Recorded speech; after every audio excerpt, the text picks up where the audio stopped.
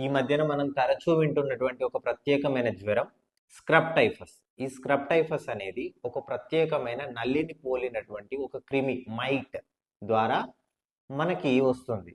ఈ పురుగు కుట్టడం ద్వారా ఆ బ్యాక్టీరియా ఓరియన్షియా సుత్సుగమూషి అనే ఒక బ్యాక్టీరియా మన శరీరంలోకి ప్రవేశించి రకరకాలటువంటి సిమ్టమ్స్ వస్తాయి.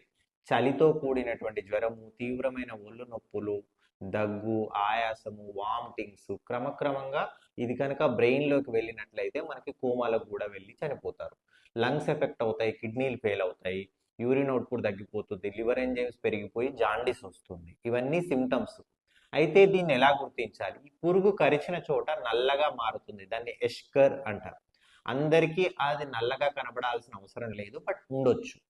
రెండవది, ఈ మామూలుగా అన్ని జ్వరాల్లాగే డెంగీ జ్వరం లాగానే ఉంటుంది, కానీ మామూలు యాంటీబయాటిక్స్కి మామూలు ఐవి ఫ్లూయిడ్స్కి రెస్పాండ్ అవ్వరు. కాబట్టి వీళ్ళకి ప్రత్యేకమైనటువంటి యాంటీబయాటిక్స్ డాక్సిసైక్లిన్, అజిత్రోమైసిన్ లాంటివి మాత్రమే ఇస్తేనే రెస్పాండ్ అవుతారు. ఎప్పుడైతే నార్మల్ యాంటీబయాటిక్స్కి రెస్పాండ్ అవ్వట్లేదో వెంటనే ఇది ఆలోచించి ఇవ్వాలి, లేకపోతే మల్టిపుల్ ఆర్గాన్స్ ఎఫెక్ట్ అయిపోయి ప్రాణాపాయం జరుగుతుంది. ఇప్పటికే నీలోఫర్లో కొన్ని కేసులు నోటిఫై అయ్యాయి. దీన్ని నిర్ధారణ చేయడానికి వీల్ ఫెలిక్స్ అనే ఒక టెస్ట్ చేస్తారు బ్లడ్లో. అది మన నారాయణగూడ ఐపీఎంలో కూడా అందుబాటులో ఉంది. సో మనం ఎలాంటి జాగ్రత్తలు తీసుకోవాలి? పిల్లలకి ఫుల్ కవర్డ్ బట్టలు వేయాలి. అదేవిధంగా ఇంట్లో ఉండేటువంటి పాత పరుపులు అలాంటి దిండ్లు ఉంటే వాటిని తీసేయాలి. ఈ క్రిమి ప్రధానంగా బుష్ అంటే పొదలలో ఉండి ఒక చిన్న చిత్తడి నేలల్లో ఉండేది, కానీ ఇప్పుడు ఇళ్లలోకి కూడా ప్రవేశించింది అంటున్నారు.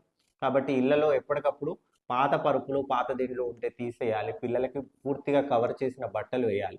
ఎప్పుడైతే జ్వరం తీవ్రంగా రావడము, ఈ విధంగా తలనొప్పి, ఒళ్ళు నొప్పులు రావడము, యూరిన్ ప్రాబ్లం అవ్వడము, లివర్ ఎంజైమ్స్ పెరిగిపోయి జాండీస్ రావడం జరుగుతుందో వెంటనే నియర్ బై ఫిజిషియన్ సంప్రదించండి. దీనికి వాడే మందులు పూర్తి